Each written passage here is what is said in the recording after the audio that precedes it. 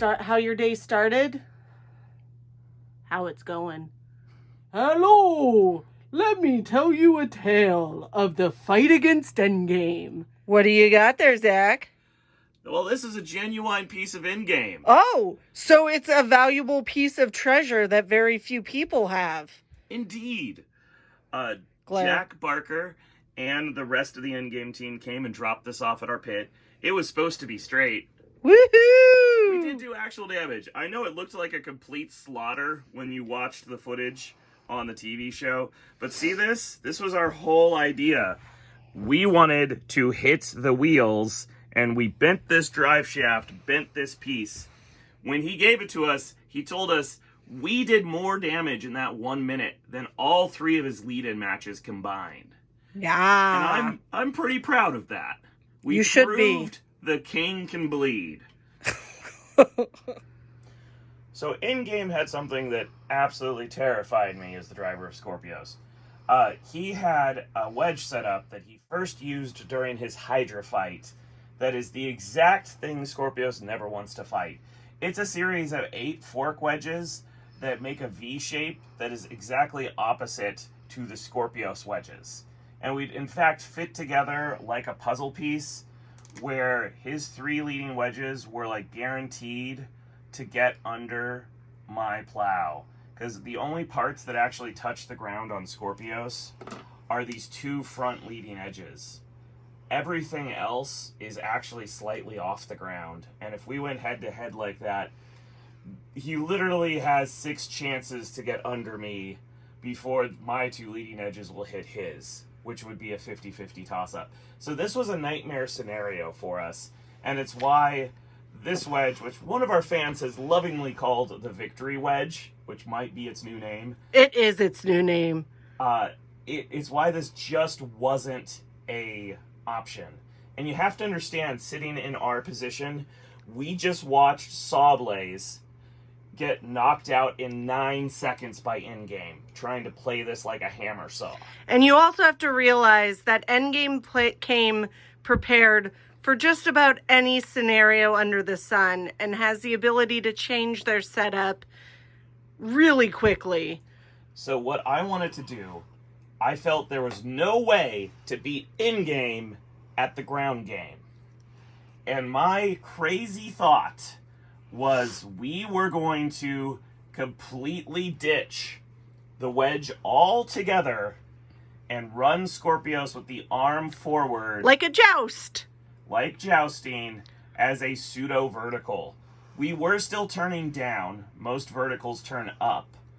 But the thought process here was, instead of fitting onto his puzzle piece, we'd literally jump on top of him, and we were hoping to either hit one of the 2 pulley belts or one of the 2 front wheels. We were going to angle at the last minute to try to hit one of these 4 critical spots. And we did manage to really smash up and mess up this wheel. I'm not sure if it completely stopped turning, but we did heavily bend the drive shaft and wreck the whole seating of it.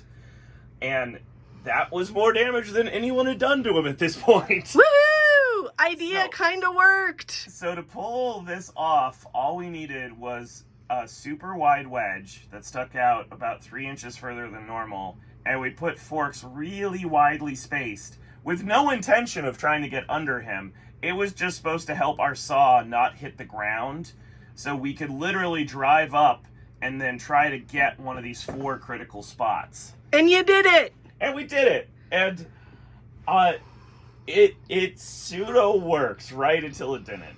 Yep. This front wedge is actually 3/8 inch thick. Is that how thick? It's the same as the Victory Wedge in its thickness, and it did take a hell of a hit. You can see right here where Endgame hit us, and we took a direct impact, and more or less, it's intact. Oh, look at all those signatures. Oh, yes. We asked all the Battlebot teams to sign this. We are putting a bunch of parts up on eBay, and I know there's a lot of people thinking right now, oh, I'm going to bid on this. This is going to these guys. Our best metal sponsor. Van Bevers has sponsored us longer than anyone else. When we were a rookie with 0 rank, they were willing to sponsor us, and I wanted to bring them back something special. So, what's more special than something that got hit by Endgame and signed by our everyone. wonderful competitors. Thank you, everybody. So Royce and Gordon, you better watch out, and you better clear some space on that Battlebot shelf, because we got something coming for you. Oh, that mouth doesn't move as much. But it definitely moved at one point. Yup. Boop. And boop. Oh my God. So this is why our arm stopped moving when we landed on the shelf.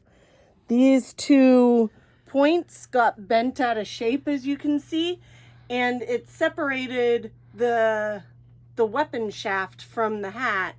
And so we could still spin the blade actually, but we could not move the arm to get ourselves off the shelf.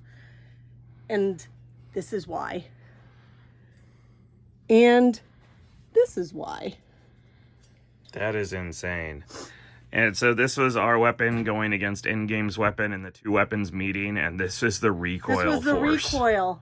This is why I am told going weapon to weapon is a bad idea. This is just the first time it's actually had the consequence that I'm told it would have. This week, this is our eBay auction haul. So we have a bent Forky from our Endgame fight. We have our tire. Look, no damage. No damage at all. It's very perfect and pristine. Oh God, no, why? What, the horror. And we have our hat that holds our arm. And then this is from our Malice fight. Oh my God, we rounded off the edge of the blade. Yeah. And we started to round off the edge of that too. AR 500. And that's her tire. You still are sad we had to fight Malice, aren't you? Yeah. Oh. We will have another episode covering the Malice fight in more detail. Coming soon to the Skorpios Builder Blog. Please like and subscribe. And do bunny ears. I'm setting this down. It's way too heavy. Oof.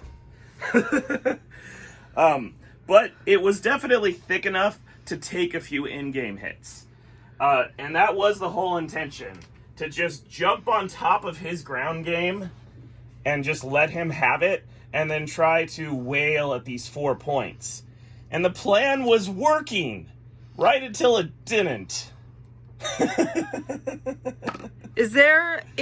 I've been getting a lot of questions about our wheelie issue with this configuration. The arm forward, the robot does not wheelie.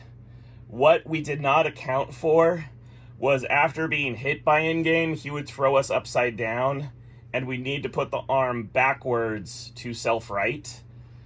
And then he would already be on top of us again and not give us a chance to kind of transform back into our vertical stance. And in the beginning, you saw us wheelie out to our circle because we were trying very hard to surprise the Endgame team. We didn't want them to have any idea what we were trying to do, which is why we didn't even tell production in the interview that we were going to run this forward. And apparently when we put the arm forward and spun it up, it did legitimately scare them and go, oh, that's what they're doing. Dang it. And it, like I said, it caused more damage than anyone else did. We tried to set up the whole weight distribution so when the arm was forward, we'd have our normal weight distribution. But what about with Malice when we did that drag strip, like wheelie across the arena? We might have overvolted everything to make sure we could be on top of them the whole time. Malice uses the same drive motors and gearbox as us. We compared notes and shared notes, and I knew we'd have to overvolt in order to outperform them. Made us go, whee!